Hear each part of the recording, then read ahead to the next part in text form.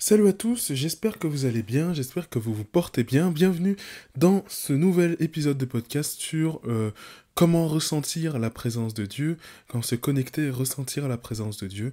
C'est une question qui attise beaucoup d'intérêt, en tout cas depuis que je crée du contenu chrétien sur les réseaux sociaux. Et on va parler de cette question-là dans cet épisode. Alors, juste avant de commencer, je vous rappelle un petit peu, voilà, qu'est-ce que cet épisode et qui je suis. Donc, alors, je m'appelle Constant et je parle de Jésus sur les réseaux sociaux, très simplement. Mon objectif, c'est d'aider tous les chrétiens à entretenir, à développer et entretenir une relation avec Dieu au quotidien. C'est mon objectif et j'essaye d'y parvenir sur TikTok, sur Instagram, sur YouTube, sur Spotify, sur Apple Podcast et sur Internet de manière générale. Donc j'espère que pour l'instant j'y arrive et que mes contenus vous aident dans votre relation de tous les jours. En tout cas, je suis persuadé que cet épisode pourra vraiment et vous aider et vous permettre de relativiser, de décomplexer sur ce sujet-là qui est le comment ressentir la présence de Dieu et qui peut même en faire découler, je dirais, de la douleur où on se dit tiens, lui il y arrive, moi j'y arrive pas. J'ai même l'impression que Dieu me fait la gueule, que Dieu me fait la tête, etc. etc.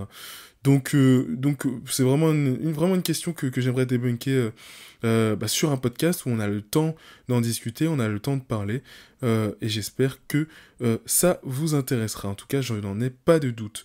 Une chose, ici, c'est un podcast où on parle de foi chrétienne et de développement de soi dans la joie et dans la bienveillance. Donc voilà, j'espère que, une fois que tout ça est dit, j'espère que le thème vous plaît. N'hésitez pas, si vous connaissez déjà le podcast, à laisser aller quelques petites étoiles, quelques petits avis. Ça me fait très plaisir de lire et de lire vos retours, d'avoir vos retours sur ce que je peux vous proposer ici sur ce podcast. Restez bien jusqu'à la fin de cet épisode. J'essaierai de faire en sorte qu'il soit pas trop long parce que c'est vraiment un contenu que j'ai envie que tout le monde puisse entendre raisonnablement sans devoir se dire allez je vais jusqu'au bout des 40 minutes. Non, on va essayer de faire ça un peu plus court. Voilà, dites-moi si vous voulez que j'approfondisse une question. Mes DM Instagram sont ouverts, évidemment. Je réponds à tout le monde. Alors j'essaye de répondre le plus rapidement possible, mais je mets souvent du temps, mais je réponds. Je réponds. Les amis, on est parti. Je vais surtout dans cet épisode de podcast vous parler de mon cheminement. Comment est-ce que j'ai atteint ce niveau où j'arrive à... Enfin, j'ai plus de grosses difficultés à ressentir la présence de Dieu, où j'ai plus d'incertitude sur la présence et sur l'existence de Dieu, enfin, tout mon cheminement et surtout mes débuts, comment je percevais cette question, à quel point c'était difficile, et où j'en suis aujourd'hui. Alors je dis pas que j'ai atteint le Saint Graal, mais j'ai vraiment atteint un équilibre à ce niveau-là, et je pense que c'est vraiment quelque chose qui s'apprend en fait. C'est tout con, mais c'est quelque chose qui s'apprend, apprendre à ressentir la présence de Dieu. Ça paraît bête, mais c'est pas aussi simple et c'est pas aussi naturel que ça. Et peut-être que votre situation d'aujourd'hui, votre douleur entre guillemets d'aujourd'hui sur cette question-là, en témoigne. Donc du coup, on va partir là-dessus, je vais vous parler de mon ressenti et des outils, surtout des outils concrets qui pourront vous aider à y parvenir. J'en dis pas plus, on est parti. Donc j'aimerais juste revenir sur ce que c'est, pourquoi est-ce que ça attise autant d'intérêt, comment ressentir la présence de Dieu. C'est vraiment une question pour laquelle beaucoup de personnes ont beaucoup d'intérêt. En tout cas, chaque fois que je parle de ce sujet-là, c'est toujours les contenus qui intéressent le plus. Et même en DM Instagram, c'est une question qui revient beaucoup. Comment ressentir sa présence, comment se connecter à lui, surtout comment se rapprocher de Dieu. Euh, Parfois, on galère tellement à ressentir sa présence en tant que chrétien au quotidien. On arrive à un stade où on se dit, tiens, est-ce que Dieu me fait la gueule? Est-ce que j'ai trop péché? Est-ce que je suis trop loin de Dieu? Est-ce que je vais y arriver un jour? On se dit, purée, mais c'est moi le problème. On, on se dit tout un tas de choses et on atteint même un stade où en fait on tombe en baisse de foi parce qu'on se dit ok bah peut-être que c'est pas fait pour moi et que c'est fait pour certaines personnes et que en fait croire en Jésus c'est pas pour moi quoi. Alors que pas du tout, c'est vraiment quelque chose qui s'apprend et c'est vraiment une question d'être aussi de sensibilité, de travailler sa sensibilité. Personnellement, moi quand j'ai commencé à vraiment chercher Dieu, donc j'avais 13 14 ans, j'ai commencé à rentrer dans cette dans cette recherche active où j'ai tout remis à plat, j'ai tout remis en question sur ma foi parce que mes parents étaient et sont toujours chrétiens et m'ont appris la foi chrétienne, mais je suis arrivé à un stade où je voulais vraiment, vraiment me poser la question, tiens, est-ce que ça existe vraiment? Est-ce que c'est vraiment vrai? Parce que jusque-là, c'était plus, bon, bah, je vais à la messe parce que mes parents vont à la messe, quoi. Donc voilà, j'ai commencé à être actif dans ma recherche de Dieu, où je me suis posé un ultimatum, ou bien je continue de croire en Dieu, ou bien j'arrête de croire en Dieu. C'est à partir de ce moment-là où j'ai essayé de vraiment chercher, mais est-ce que c'est vrai ce truc? Et donc j'ai tout remis à plat, et c'est jusqu'à aujourd'hui, c'est ce que j'appelle la recherche de Dieu, où tu remets tout à plat et tu cherches d'abord, ok, qui est Dieu? Dieu dans son ensemble. Quelle est la vérité? Cette recherche-là de la vérité.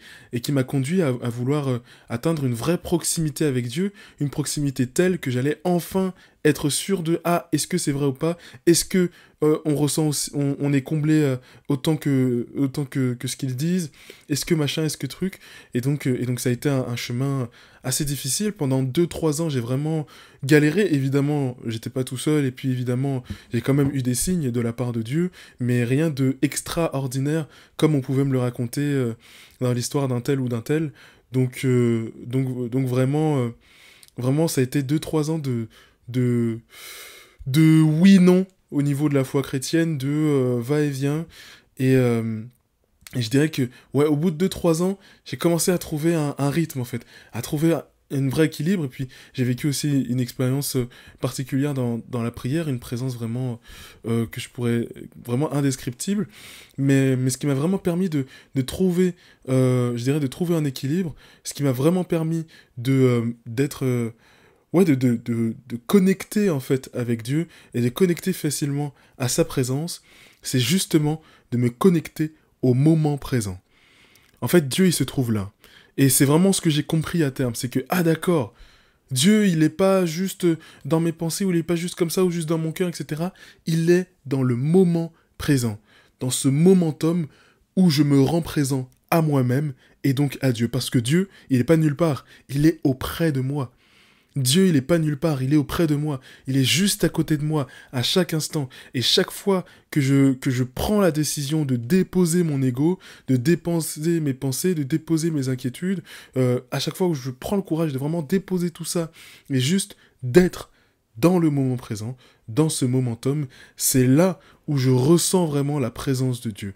Et je la ressens pas juste en pensée, c'est vraiment quelque chose de physique, de corporel, où, ah d'accord, là, je suis en cohérence complète avec moi-même et avec le Père.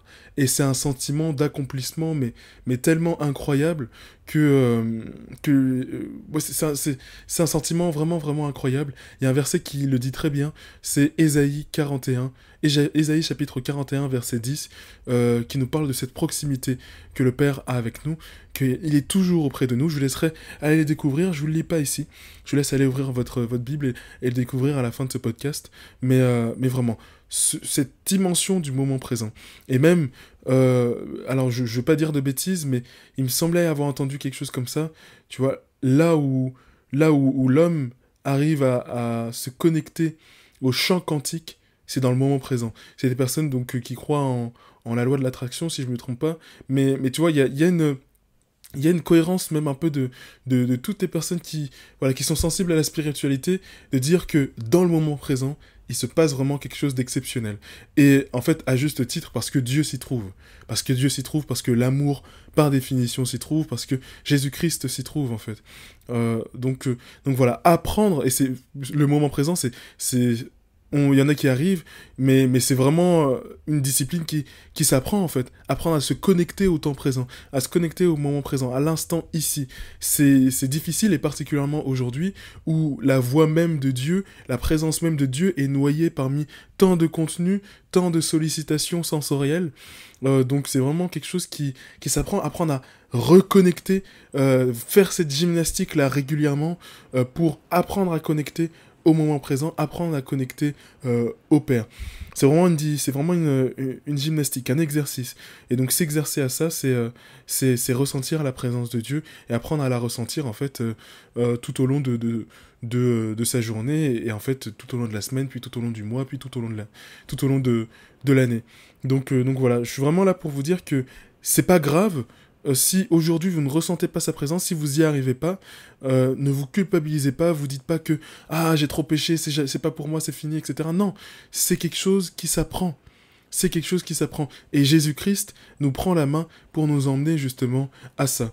Et donc comme conseil, dans ce que je vais vous conseiller pour vous aider à vous reconnecter au temps présent, c'est justement de faire face et de travailler sur les obstacles, tout ce qui vient nous voler notre temps de présence. Alors vous me voyez arriver comme un éléphant, je vais évidemment vous parler du téléphone, mais pas que. Je dirais que au-delà du téléphone, au-delà des écrans, c'est pas juste le fait de scroller, de regarder du contenu, c'est et d'abord évidemment les écrans, ensuite le contenu que je vais regarder, et donc de ce contenu, mes pensées qui vont en découler et qui potentiellement vont nourrir un état de moi où je n'arrive plus à me connecter au présent parce que je suis trop dans ces pensées-là, trop dans des inquiétudes, trop dans certaines choses. Je vais vous donner un exemple très concret. C'est vraiment toute une chaîne en fait, toute une cascade, tout un domino. Un exemple très concret. On parle des écrans. Sur cet écran, qu'est-ce que je regarde? Je fais que regarder, j'en sais rien, je fais que regarder des choses tristes ou bien des vidéos d'horreur. Imaginons, je fais que regarder des vidéos d'horreur. Donc je regarde les vidéos d'horreur, très bien, et mon écran m'a volé du temps de présence. Mais au-delà de ça, le contenu que j'ai regardé, il va continuer de me suivre. Parce qu'en fait, j'aurais scrollé jusqu'à minuit, et au moment où je dois prier, où je dois aller me coucher, c'est seulement à ce moment-là où j'ai autorisé mon cerveau à ne plus rien regarder et juste à respirer. C'est à ce moment-là que mon cerveau, il va traiter l'information que je viens de lui donner, que je lui ai donnée tout au long de la journée.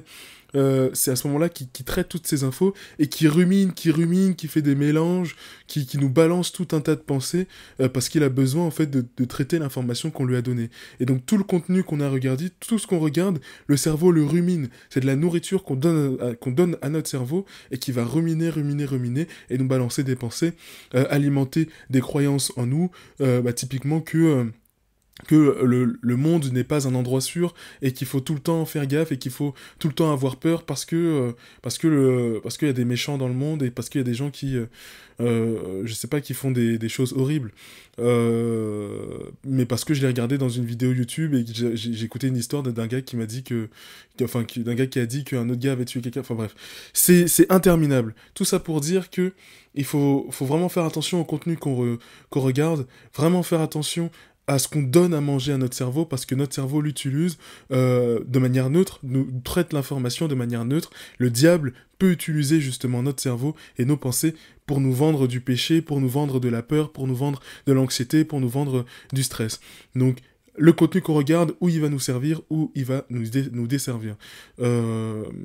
Et bref, là c'est un exemple parmi tant d'autres, mais les pensées, le contenu, les anxiétés, l'ego aussi, tout ça c'est des exemples, tout ça c'est des choses qui vont qui peuvent nous voler notre temps de présence si on n'y travaille pas, si on ne travaille pas à les réduire ou à les traiter ou à les gérer correctement, etc.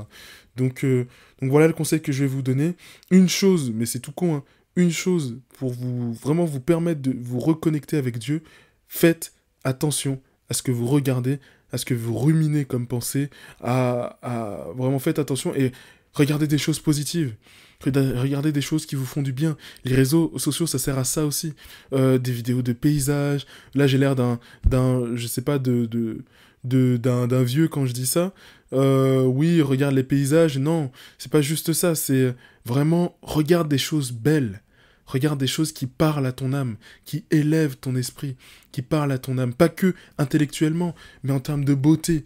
Et tu vas voir que ton cerveau, ce qui va te ruminer, ce qui va te redonner, c'est de la beauté. Et à terme, ça va t'aider à te connecter avec le Père, à te concentrer sur le temps présent. Mais pas concentrer du style, pas quelque chose d'intellectuel, encore une fois, mais se concentrer, se recentrer, en fait, dans le moment présent.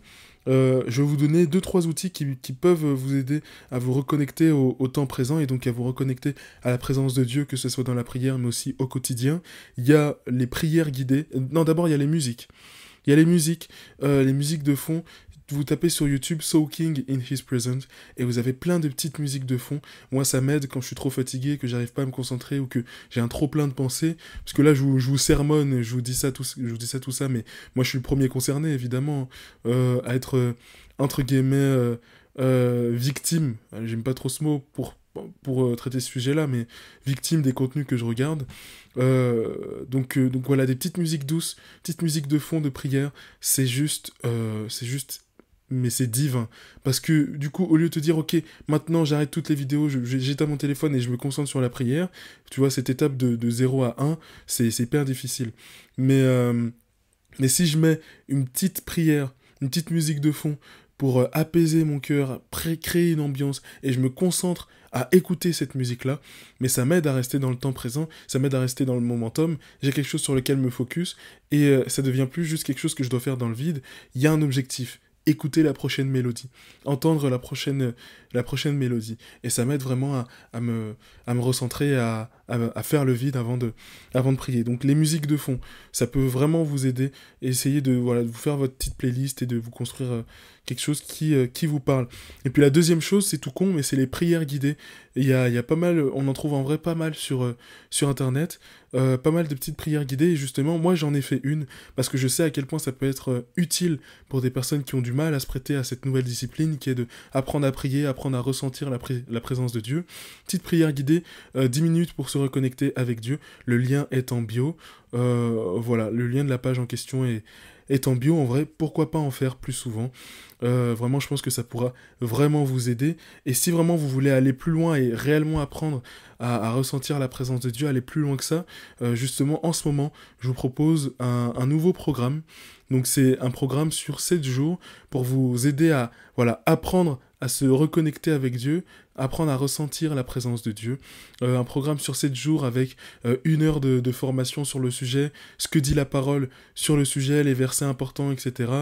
On identifie les principaux blocages parce qu'il n'y a pas que les contenus qu'on regarde, il y a aussi d'autres choses qui font blocage parfois à la présence de Dieu. Là, je ne vais pas en dire plus parce que sinon après l'épisode sera trop long. Il y a aussi, dans le programme en question, il y a 7 prières guidées, donc sur 7 jours de prières guidées de 10 à 15 minutes à écouter chaque soir, etc. Sur des thématiques, donc du lâcher-prise, des thématiques, le regard de Dieu, thématiques avoir confiance en Dieu, vraiment tout un tas de choses, faire le vide, etc. J'ai rajouté aussi 2 autres prières bonus. Une prière du matin, une prière du soir, des petites prières guidées encore une fois. Un troisième truc que je vous propose aussi dans ce programme, c'est 3 exercices de sophrologie à faire ou bien pour faire le vide le soir avant de se coucher, ou bien pour calmer son esprit, faire le vide avant un examen. Je vous propose aussi plein de versets à connaître sur le sujet. Il y a vraiment plein de choses que je vous mets dans ce petit pack, dans ce petit programme. Et c'est en promotion jusqu'au 12 novembre 2023. Donc n'hésitez pas à aller jeter un petit coup d'œil. La page en question est juste en dessous. Donc voilà, je pense que c'est vraiment un programme. Pourquoi j'en ai fait un programme? Parce que, en fait, je peux faire autant de podcasts que je veux, je peux faire autant de vidéos que je veux. Si à un moment donné, on prend pas le problème à bras-le-corps et on le traite pas dans un truc complet, je pense que ça va jamais marcher, parce que c'est vraiment des questions qui reviennent très régulièrement, qu'on me pose très régulièrement, et je me suis dit, allez, là on va traiter le problème une bonne fois, dans un programme complet, etc. Et je pense que ça peut vraiment aider les personnes, et vous aider à vraiment reconnecter avec Dieu et apprendre cette discipline. Je pense qu'on peut parler de discipline, vu l'exercice et la gymnastique que ça demande. Et puis enfin, en vrai, c'est assez accessible aussi au niveau du prix auquel je l'ai mis.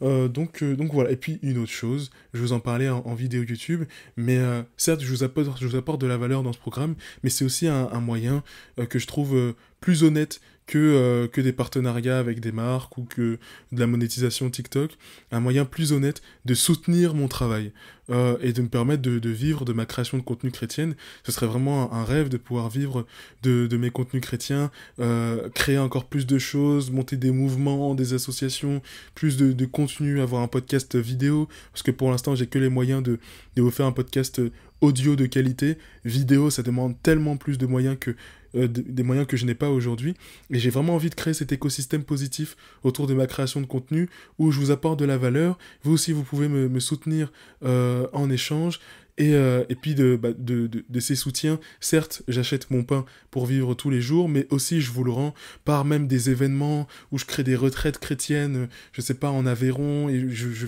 vous conçois tout un week-end. Enfin bref, j'ai tellement d'ambition. Malheureusement ou heureusement, ça demande des moyens. Donc voilà pourquoi je me lance un petit peu dans des petits programmes payants.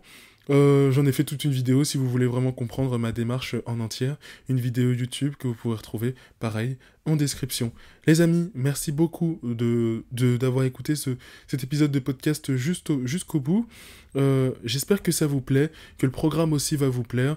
N'hésitez pas, en attendant, à aller me mettre une petite 5 étoiles sur la page de cet épisode de podcast. C'est déjà un soutien non négligeable. À me donner vos avis, parce que ça me parle beaucoup, ça m'aide beaucoup à me rendre compte. Et puis c'est toujours agréable de savoir, tiens, qu'est-ce qu'il y a de positif, mais aussi qu'est-ce qu'il y a de négatif. J'en dis pas plus, je vous laisse aller checker le programme. Je pense que ça pourra vraiment vous être utile. Et puis ouais, le détail, juste aller voir le détail de ce que vous pourrez y apprendre. Soyez abondamment bénis, encore une fois, fin de promotion le 12 novembre 2023 à minuit, pour ceux qui veulent profiter de la petite promo en ce moment. Soyez bénis, c'était Constant, à très vite.